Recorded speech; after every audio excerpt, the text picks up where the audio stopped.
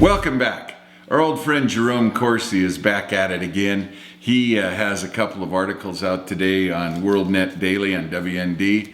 And as you remember, Dr. Corsi has a PhD in history from Harvard University. And I every time I read something that Dr. Corsi's put out there, and by the way, he's got a great website. If you want to go to his website and get on his email list, he's a great guy.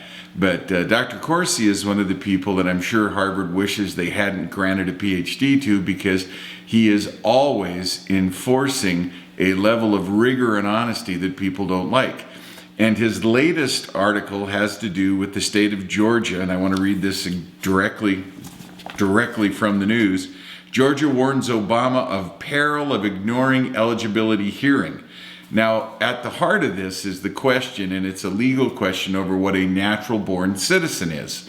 And this is not about the birth certificate per se. This is not about whether Mr. Obama was born in Hawaii or has a legal birth certificate. This is a separate issue about being a natural-born citizen, which, according to Dr. Corsi, has a specific meaning under the Constitution of the United States, and that meaning is that your mother and father must be natural citizens of the United States. Mr. Obama, by his own admission in both of his books, The Audacity of Hope and whatever the second one was, says that his father was not a U.S. citizen, never a U.S. citizen. He was a citizen of Kenya. And that's what the Georgia case is about. They're saying the president is not eligible to run for re-election. In fact, isn't eligible to be president right now. The hearing, which is going on before an administrative law judge as we speak, was boycotted by the president and his attorney. They said basically that they were going to take their toys and go home. They weren't going to appear there. And after being subpoenaed to appear, the president said, I'm going to ignore this subpoena, even though he is the head law enforcement officer and the chief executive officer of the United States. And even though he is, by training, a lawyer, he told the bench, told the court that he would not obey a lawful order of the court to appear. He said this would interrupt in my duties as president, which I guess those duties are his re-election swing through Arizona, Colorado, New Mexico that he's on at a cost of $18,000 an hour in Air Force One, but that's a separate story. What's fun about this is he said through his attorney he won't appear. Now, all of us have to put up with courts, even when we don't want to.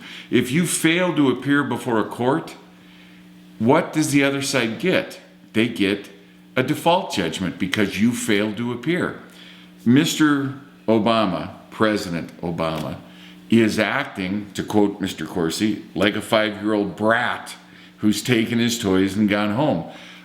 This is a wonderful moment in terms of someone who has preached relentlessly about how we have to be a government of laws and not of people, and no one's above the law. And you know, the rant the other night at the State of the Union address about the 1%ers, the millionaires and billionaires, of whom he is one, who think they're above the law and don't think they have to play by the rules. Well, this is just too juicy. This is just too hypocritical on the part of the president not to enjoy for a minute.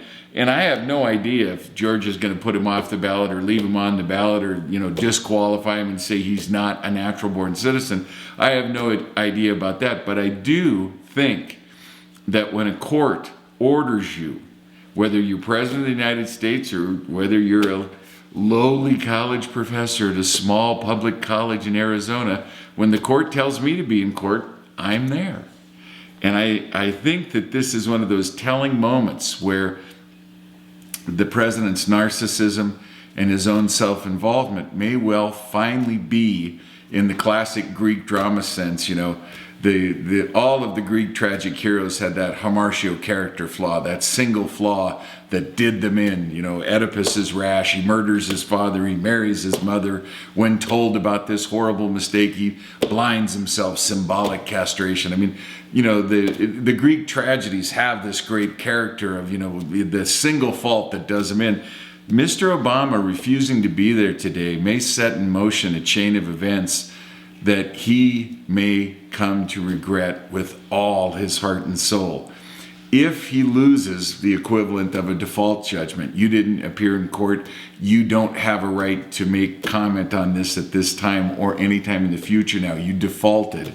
if that's the ruling of the administrative court involved here, it will be very interesting to see how many other states go through the same proceeding, and if and when the president will appear in courts who subpoena him to appear.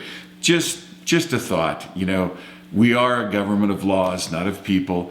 And as he so poignantly pointed out in his speech the other night, and it's just too juicy not to mention again, the rules that apply to the millionaires and billionaires don't apply just to them. It applies to everybody. So as one of the nation's millionaires who's used to flying around in Air Force One, his private corporate jet, no matter what the cost, the Hawaii vacation was $50 million, not that we're counting.